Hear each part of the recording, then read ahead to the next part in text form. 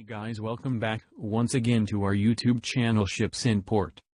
Today's news as UK-flagged Japanese tanker suspect in hit and run. UK-flagged Japanese-owned product tanker Orange Victoria is under investigation at Kochi port, India, suspect in hit and run accident in waters off Kochi. The ship, while en route from Singapore to Indian port, presumably struck fiberglass fishing boat 46 nanometers off Kochi at night. Maritime boat was damaged, all 6 crew safe. Hull paint samples are taken, to conduct lab analysis. Tanker's 23 crew consist mostly, of Indian nationalities, including captain, who already said, that they were unaware of any collision or contact, and most likely, that was the case.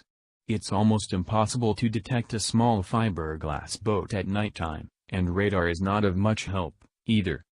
Product tanker Orange Victoria, IMO 9,803,364, DWT 77,430, built 2019, flag UK. Manager Chijin Shipping SA, Japan.